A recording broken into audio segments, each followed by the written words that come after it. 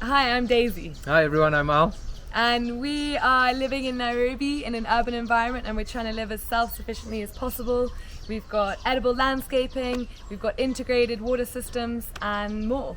Yeah, so we're going to show you a little bit today about the house that we built and we're living in off-grid, as well as all the magnificent jungle flora and fauna around in the garden, where we've got fish, we've got fruit trees, we've got herbs, everything else growing around us. Yeah, welcome. We've designed the garden to incorporate permaculture principles, primarily swaling. So swaling is when you strategically capture rainwater on a contour. So we've actually lined these beds with plastic sheeting to create more moisture inside the swale. And then we've done hugelkultur, which is when you add decomposing wood inside, then leaves, then soil. And this creates a beautiful technique to grow food in the city. We've got coffee. So coffee is an understory plant. So this grows in the forest, likes shade and nice alkaline soils. So we mulch it lots with, as you can see, this straw. And this is just a great plant to have also in your garden. Dandelion. This is actually a weed, but we love it. We use this in salads. And we also use the leaves as a substitute to basil for pesto. This is a really interesting plant. This is a medicinal hibiscus. So we actually cut the leaves and dry them and make teas. Very, very good for you, antioxidant, full of vitamins, minerals, everything you can imagine. And we also take the flowers, if I can find one, and we dry these and also make tea out of the flowers as well. So you can use the leaves and the flowers. This is actually a star garden.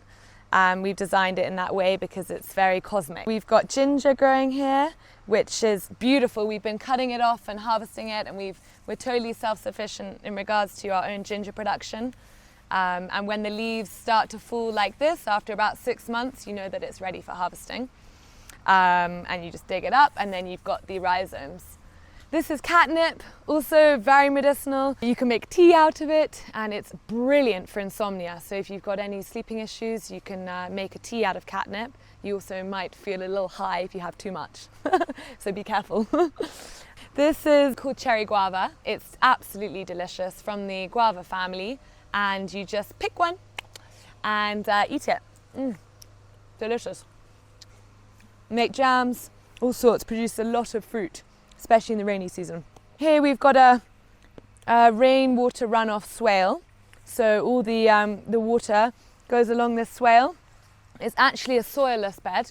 So we just put mulch, leaves and pumice.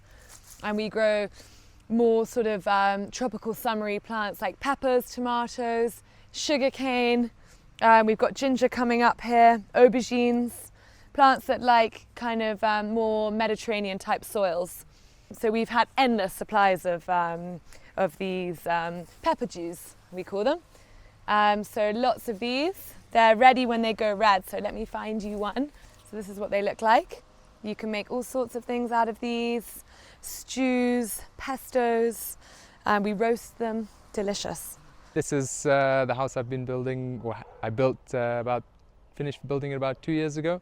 The idea is basically to do a self-sufficient modular housing unit. So the house is made out of a steel frame and it's covered in a magnesium oxide board. The main principles of the whole house was one of trying to maintain a connection with the environment that it's placed within. So we tried as much as possible with the house to minimize the impact of the build on the local environment by using materials that are modular. So trying to stay away as much as possible from cement.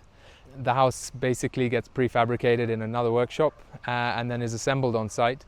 And the idea is basically that we try to harness the energy and the elements within the property, the sun. So it's got solar power on the roof. The roof also catches rainwater and goes through a filter and spills into a large tank.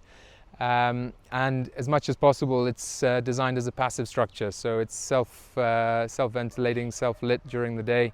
Has a lot of natural passages so that you get a really good sense of the natural systems within the garden. It's all very much connected to the land around it, so all the water systems within the house, we not only do we catch the rainwater, but we'll then reuse all the waters that the house puts out, so separating the grey water and the black water being anything contaminated with sewage.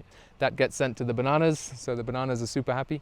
And then anything that's can be recovered in terms of grey water gets further separated out through an oil and fat separator, and then sent into the garden for irrigation, and also to the fish pond over there. This is the pond. This is ultimately where all the water from the house that's been used ends up. The ultimate idea here is basically just to incorporate water and another species of life into the property. It's a circular pond with a deep point right in the middle that tapers down to a deep point. So you get all the solids that are, falling into the water. The leaves, anything decaying in the water is going to sink to the deepest point in the pond, which is right in the center. And just above the center of the pond, there's a manifold which takes the water if it gets too high, and it spills it out the side. So you've got to think of it like a straw in a cup. If you put the straw down at the bottom of the cup and take a sip, you're going to get the water right from the bottom of that cup up to the surface. And it's the same principle with the pond. So on the side of the pond we have a manifold, which if you open the manifold, you'll basically be taking the water from the deepest centermost point of the pond, and that's where all the dirt is. So that's how you evacuate anything that's basically sitting at the bottom of the pond rotting. So this is the extended permaculture garden on this plot. It's been designed so that we've integrated a lot of different species, polycultured, companion planted, and a bit crazy, but full of food, and it's been really productive. The soil's really fertile here because we add a lot of mulch and try not to expose any soil to the sun to keep the moisture in. And we have defined beds, as you can see, so that we can really manage production basically. So come with me. One of the interesting plants in this garden is comfrey, which is a highly potent fertilizer, and it's got a tap root, so it mines a lot of minerals which many plants can't access up to the soil so that it's available to all the other plants.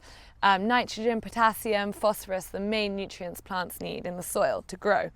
So what I normally do is I make a fertilizer out of this plant. So I just chop the outside leaves, removing maybe 1 or 2 kgs worth of these leaves, and then I chop them up finely so that those nutrients can be accessed, and then I submerge them in water for about 2-3 weeks in a 20-litre bucket, and then I use that as a fertilizer on the plants, and it's a brilliant foliar all-round fertilizer, and it really gives plants a big old push. So this plant is a field of chia seeds. So you wouldn't imagine they grow like this, but this is a seriously good pollinating crop for the garden. It attracts all the good insects, beautiful bees, butterflies. So it brings pollinators into the space, which you always want to do in a garden. Quite an interesting crop to harvest. When it's ready, you'll see that this goes brown with all the seeds. You actually just pick off the stem, and you have to then shake them into a basket. It's a lot of work, but it's worth it if you want to have a jar of chia seeds in your kitchen that's homegrown. So in this permaculture garden, we also try to integrate lots of other species and small fruit trees as well, grow really well in amongst all the vegetables. So this one is a Suriname cherry, absolutely delicious, slightly sour, but when the fruit goes red, it means it's ready to harvest. A small little low-lying tree, and perfect to put in the small spaces wherever that might be in your garden. Okay, so this is also on the same plot, just down at the bottom of the garden. We've got a kind of a pond that we dug out here. So we built this about 10 years ago. We had an excavator come in and dug out some of the soil here, place it up around on the banks, and this pond just fills up naturally in the rains. It gets a bit of surface runoff coming off the hills here and goes straight in here. We've got quite a few fish in here, so I'm using it as a broodstock nursery for my tilapia. I've been catching tilapia all over Kenya and love kind of transporting them back here and giving them a new home. So there's a whole ecosystem at play in here. The bass eat some of the smaller tilapia, and the tilapia, are eating all the insects and algae in the pond as well. So it's a really functional ecosystem. We often get fish eagles coming in here, and cormorants and so forth as well. So for all life, water is the key, especially during the dry season in Africa. So it becomes a real mecca for a lot of the animals in and around the ecosystem here. So love hanging out around the dam.